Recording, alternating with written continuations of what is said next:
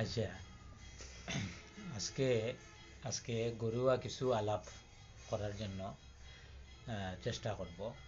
যে ওই যে আমরা অনেক সময় ঠাকুরে ডাকতে গিয়া, ঠাকুরের ভজনা করতে গিয়া, সাধনা করতে গিয়া, হ্যাঁ, অনেক সময় আমরা তো সবসময়ই একটা মনে মনে সবসময় ঠাকুরের কাছে খালি চাই, যে চাই কিটা, যে আমরা সুখী থাকতাম, আমরা বালা থাকতাম, ঠিক আছে, চাওয়া পাওয়া এগুলা মানে সবসময় আমরার মনের মধ্যে উঠে।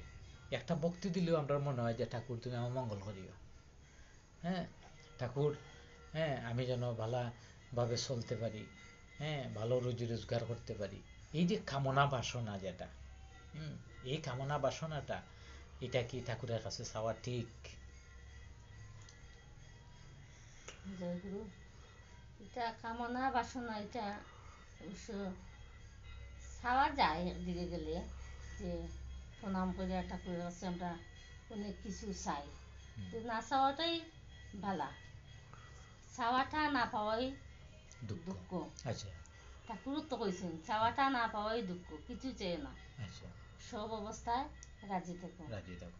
হ্যাঁ, তো এটা চাওয়াটা ঠিক না, হ্যাঁ, তুমি ভগবানরে ডাক্তার। না, কারণ বিষয়টা হচ্ছে যে পৃথিবীর মানুষ আমরা সবাই তো কেউ দুঃখ মানে নিতে চায় না, না, সবাই সুখী হইতে চায়, সবই সুখী সুখী হইতে চায়। কিন্তু সুখটা কিভাবে যে আসে, এটা তো ঠাকুর হইয়া গেছে, যে সুখটা এইভাবে আসে যে তুমি তাকে নিঃস্বার্থভাবে নিঃস্বার্থভাবে তোমার সাধনা করতে সাধনা হবে, করতে হবে, তাকে নিঃস্বার্থভাবে ডাকতে হবে। ডাকতে হবে। কারণ একটা জিনিস আমি জানি, যে ভাবছ বসে চলবে কিসে, ভাববার তুমি কে, ভাববার যিনি ভাববেন তিনি, তুমি ভাবো তাকে। তাকে মানে এটার আর বিষয়টা হইল গিয়া, যে আমি ভাবতাম ঠাকুরকে নিয়ে, আর আমার যত ভাবনা আছে এটা তো এই ঠাকুর সম্পূর্ণ ঠাকুর জানে না এমন কোন জিনিস আছে? না, কারণ আমার প্রত্যেকটা সব কিছু আয়নার মতো স্পষ্ট ঠাকুর জানে, জানেন, ঠিক আছে। আচ্ছা, ঠাকুর সব কিছু জানে, তার মানে আমার কোনো কিছু নতুন করে ঠাকুরকে বলার বলা বা বোঝানোর কোনো কোনো প্রয়োজন না, প্রয়োজন নাই। না, হ্যাঁ, এই জন্য ঠাকুর বানিয়ে দিয়েছেন, যে কইছেন যে তুমি ভাবো তাকে, তার মানে আমি ভাবতেইব তারে।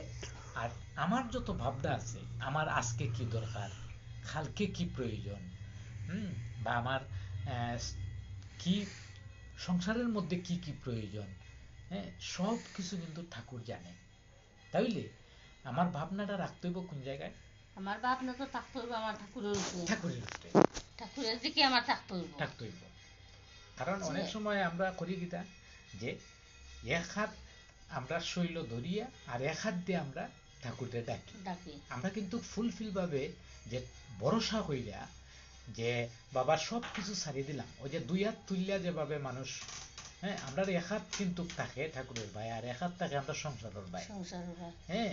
এই জন্য আমাদের এত দুঃখ, কারণ আমরা তো সুখ চাই, সুখটা যে ওই তো, এই সুখ হওয়ার বিষয়টা হইল গিয়া, যে তুমি একবারে মানে এইটাকে কয় যে আত্মসমর্পণ, যেটা যে হে প্রভু, এই পৃথিবীতে আমি এসেছি মানে তোমার কৃপায়, তার মানে হইল গিয়া যে আমি যা কিছু করব সব কিছুই হচ্ছে তোমার কৃপায়, আর আমি কিভাবে চলবো, হ্যাঁ এটা সম্পূর্ণ বাবা তুমি জানো।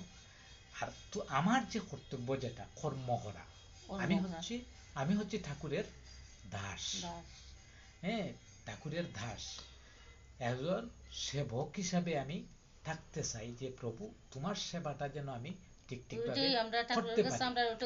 হ্যাঁ, যে আমি যেন যতদিন আমি এই দুনিয়াতে আছি, যে আমি তোমার সেবায় যেন আমি থাকতে পারি, থাকতে পারি। আমরা চাওয়াটাই এইটাই চাওয়া, এটা কিন্তু চাওয়াটার মধ্যে যে আমারে ঠাকুর আমারে আজকে তুমি এই টাকা দিলাও, ধন সম্পদ দিলাও, এই দিলাও সেই দিলাও, কি আমার বাচ্চা যেন ভালো হয়, হ্যাঁ এটা তো চাওয়া ঠিক না। হ্যাঁ, এটা তো তো আর আমি মানে সমর্পণ করলাম, করতাম পারলাম করলা না। না, হ্যাঁ, এটা তো আমার চাওয়া ঠিক প্রশ্নটা না, হইল গিয়া যে আমি আত্মসমর্পণ কিভাবে করলাম, আত্মসমর্পণ তো হইল না, হইল না। এটা তো তুমি আত্মসমর্পণ, তোমার নিজের লাগি তোমার চাইলে, হ্যাঁ মানে তুমি আমাদের, বালা থাকতাই, হ্যাঁ যে তুমি বালা থাকতা, তুমি বালা খাইতা, তোমার হ্যাঁ। সন্তান বালা থাকতো, হ্যাঁ। তাই তুমি এটা চাইলা। হুম। তে ঠাকুর যে বালা থাকতা, ঠাকুর যে ঠাকুরের কাছে যে কিতা চাইতা, তে ঠাকুর যে কিতা চাইরা, এটা তো আর তুমি কইরা না। এই তো এইটাই। কারণ বিষয়টা হয়েছে যে অনেক সময় আমরা নিঃস্বার্থভাবে আত্মসমর্পণ নিঃস্বার্থভাবে করতে পারি না থাকতে ঠাকুরের হইব। কাছে, কারণ আমরা এক হাত থাকে সংসারও আর এক হাত থাকে ঠাকুরের ওই যে বাইরে। ভক্তিটা তোমার যে ঠাকুরের প্রতি নিঃস্বার্থভাবে ভক্তি থাকতে হইব, তখনই তখনই তোমার অটোমেটিকলি কিন্তু আমার অটোমেটিকই পূরণ হয়। তুমি পূরণ হইব। পূরণ হয়, বুঝছেন? আর নিঃস্বার্থ ছাড়া যে ভক্তিটা অনেকে করি, এটা তো আমরা যাই গিয়ে চাওয়া পাওয়ার মধ্যে, হ্যাঁ। চাওয়া পাওয়ার মধ্যে যাই গিয়ে। হ্যাঁ। আর যেটা স্বার্থ ছাড়া ভক্তি, এটা হচ্ছে গিয়া ঠাকুরের প্রতি তুমি হ্যাঁ। ঠাকুরের কতটুকু ভালোবাসলায়, এই ভক্তির মাধ্যমে তোমার বোঝা যায়। বোঝা যায়।